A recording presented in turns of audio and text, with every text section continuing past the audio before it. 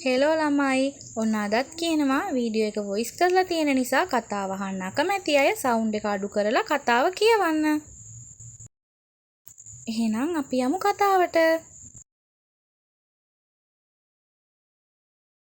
සුදු අයියේ ඔයා ඇයි මේ වෙලාවේ ආවේ? ඔයාට මොනවා හරි ඕනද? මං එහෙම ඇහුවේ හොඳටම බය වෙලා. මොකද එයා මීට කලින් කවදාවත් මගේ මෙහෙම රූම් එකට ඇවිත් නැහැ. අනික එයා පැටි ෂෝටක් විතරයි ඇඳලා ඉන්නේ. උඩ කොටස එළිය දාගෙනයි ඇවිත් ඉන්නේ. මං කවදාවත් එයාව මේ විදිහට දැකලා නැහැ. මාමිවත් එහෙම ඉන්නව දැකලා නැහැ මං. මේ කියන්න අයියේ දොර ළඟ තියෙන බෑග් එක අරන් එනවා. එයා එහෙම කියද්දි මං කර කර හිටපු වැඩේත් අමතක කරලා ගියේ ඒ බෑග් එක ගේන්න.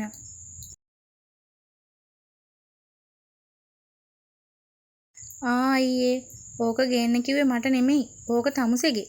එයා හැම කියන්නේ දොර ගාවට යන ගමන්. හැබැයි මොකක් හරි අතේ තියෙනවා එයාගේ. ඒ මගේ පොත නේද? අයියේ යන්න ගියේ එයාව මං නවත්ත ගත්තේ.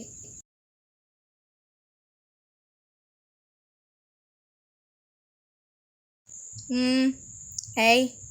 අයියේ ඔයාගේ අතේ තියෙන මගේ පොත දෙන්න පුළුවන්ද? මේකද? මම මේකේ තියෙන චිත්‍රය බලන්න ගත්තේ. බලලා ගෙනත් දෙන්නම්. ඔහොම ඉඳන් බලන්න පුළුවන්නේ. බෑ. මේක බලන්න ඕන මගේ රූම් එකට ගිහින්. ඒත් අයියේ ඕකේ මුකුත් නෑ. මං එහෙම කියේ ගියේ එයාගේ ළඟට. මං එයාගේ ළඟට ගිය හින්දා එයා පොත අතේ තියන් එයත් උඩට ඉස්සුවා. පුළුවන් නම් ගන්නවා බලන්න හා. අනේ දෙන්නකෝ අයියේ. මේ ආයතන දෙකක CEO කෙනෙක් නේ. හෙට වැඩට යන්නේ නැද්ද? ගිහින් නිදා ගන්නවා පොඩි එකා වගේ චිත්‍ර ඇඳ ඇඳ ඉන්නේ නැතුව. මේක මං කන්නේ නෑ. බලලා දෙන්නම්. එහෙම කියලා එයා ගියේ ඒ පොතත් අරන්. දෙයියනේ දැන් ඉතින් ඔක්කොම ඉවරයි. එයා මේ හැමදේම දැන් දැනගනි. අයියෝ මම මොකද කරන්නේ? කොහොමත් ඕක දැන් බලන එකක් නෑ. හෙට නම් කලින්ම එනවා. ඒ කරලා හොරෙන් හරි පොත ගන්නවා.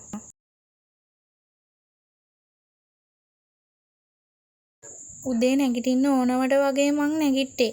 ඊයේ රෑ හරි හැටි නිින්දක් නැති නිසාම මට තාම නිදිමතයි. නිදියලා බෑනේ. වැඩට යන්න ඕනනේ. අද නම් උදෙන්ම ගිහින් කලින්ම එනවා. කොහොම හරි ඒ පොත ගන්න ඕන. එහෙම හිතලා මං උදෙන්ම වැඩට ගියා. ගිය වෙලාවේ ඉඳලා එන සිහියෙන් හිටපු හින්දමද මන්දා අද වෙලාව යන්නේ නෑ වගේ තේරුනේ මට.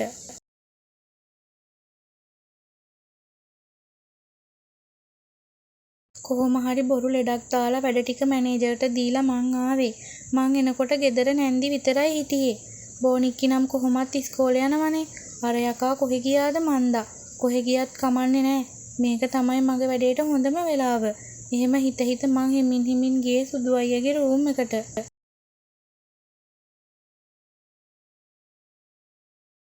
ඇති ආන්තම් යක්ෂ විමානේ දිව්‍ය විමානේ වගේ තියෙනවා. තව ඇවිත් දවසනේ සතියකින් විතර බැරිය බලාගන්න දිව්‍ය විමානේ පෙරේත විමානයක් වෙන හැටි. කොහෙ තියලා ඇතිද මගේ පොත? මං හොයනවා කියලා කොහෙ හොයන්නද? බලමු අල්මාරියටවත් දාලාද කියලා. අනේ කොහෙවත් නෑනේ. හොයන්න පුළුවන් හැමතැනම හෙව්වත් හොයාගන්න බැරි වුණා. කියවන්න නම් දෙන්න එපා දෙවියනේ. මට අදම මේ ගෙදරින් යන්න වෙයි. එහෙම වුණොත් මං කොහෙ කියලා යන්නද? බලන්න පුළුවන් හැමතැනම බලලා මං ඉඳගත්තේ එතනම තිබුණු පුටුවක. යන්න කිව්වොත් රූම් එකක් කුලියට අරන් මං යනවා. එහෙම හිත ඉන්නකොට දොර දිහායින් ඇහුනේ සුදු අයියගේ කටහඬ.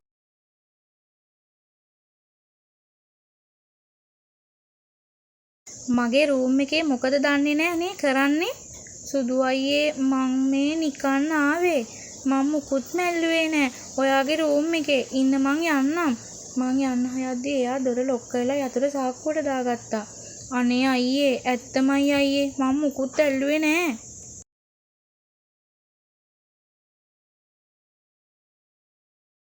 මං නිකන් ආවා විතරයි. මේක අරින්න අයියේ මට යන්න ඕන. අනික නැන්දි එහෙම ආවොත් මං ගැන වැරදිවට හිතයි. එහෙම කිය මල් ළඟට ආව සුදු අයියා එකපාරටම මං හිටපු තැන අල්මාරිය උඩින් මොකක් හරි ගත්තා. ඔය මැඩම් පණ දාගෙන හෙව්වේ මේක වෙන්නේ නැතිනේ. එහෙම කියලා එයා පෙන්නුවේ මගේ පොත. අනේ මගේ පොත. ඔව් මේක කියවන්න බැරි වුණානේ ඊයේ. කියවලම දෙන්නම්. ඕකේ කියවන්න දෙයක් නෑ අයියේ. ඕක දෙන්නකෝ. මේ හොඳ වෙලාවට තමුසේ ආවේ. මම මේ බෑග් දෙක අස් කරගන්න බැරුව හිටියේ. හොඳ කෙල්ල වගේ අර බෑග් දෙක අස් කරලා දෙනවකෝ. ඕවගේ තියෙන රෙදි අල්මාරියට දානවා.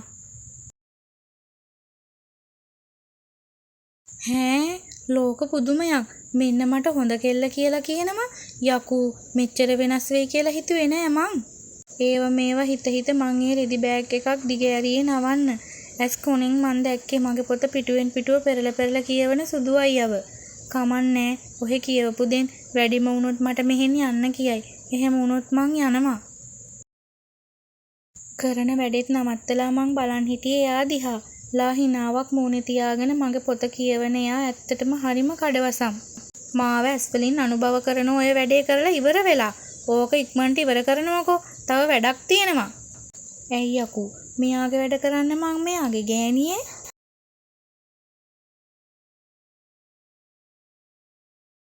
තමුසේ කුටු කුටු ගගා මට බනිනවද? නෑ අයියේ මම මේ කිව්වේ ඉක්මනට එන්නම් කියලා. එහෙනම් එනවකෝ. තවත් මුකුත් නොකිය අනිත් බෑග් එකත් ගත්තේ ඒකේ තියෙන රෙදි නවන්න. හැබැයි ඒ බෑග් එක අරිනකොටම මං දැක්කේ යාගේ එහෙන් එද්දි ගෙනාව විදේශීය මත්පැන් බෝතල් 3.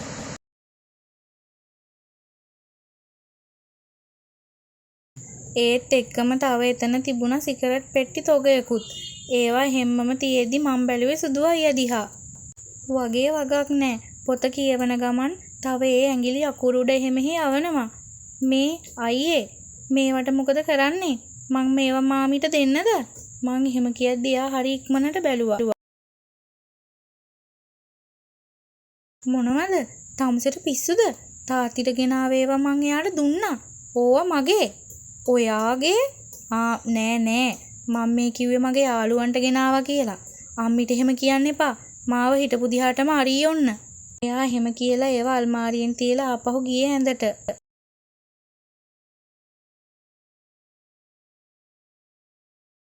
මං වැඩි කතාවක් නැතුව මගේ වැඩේ කරලා යන්න දොර ගාවට ගියේ. මේක ලොක් කරානේ. අයියේ මේක අරින්නකෝ. මං රෙදි ටික නවලා අල්මාරියට දැම්මා. ඉවරද? එහෙනම් එනවකෝ. මෙතනින් ඉඳ ගන්නවා පොඩ්ඩක්. එහෙම කියලා එයා පෙන්නන්නේ එයාගේ ඇඳ. ඇයි?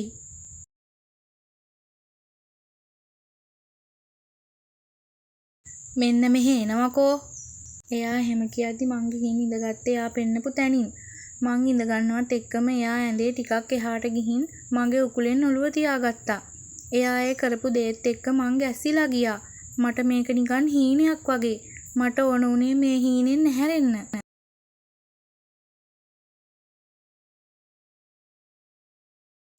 මොකද දඟලන්නේ? මට ටිකක් නිින්ද යනකම් මගේ ඔළුව ටිකක් අත ගන්නවකෝ. එහෙම කියලා එයා මගේ අත අරගෙන එයාගේ ඔළුවෙන් තියාගත්තා. සුදු අයියාගේ පැත්තෙන් කතාව දැන්. මං දන්නවා මගේ චූටි ආදරී උඹට දැන් දැනෙන හැඟීම හිතට ගොඩක් බරයි කියලා. මං කවදාවත් ආය ආදරයක් ගැන හිතුවේ නෑ. අදට කතාව ඉවරයි ළමයි. හෙට කතාවෙන් අපි ආය හම්බෙමු.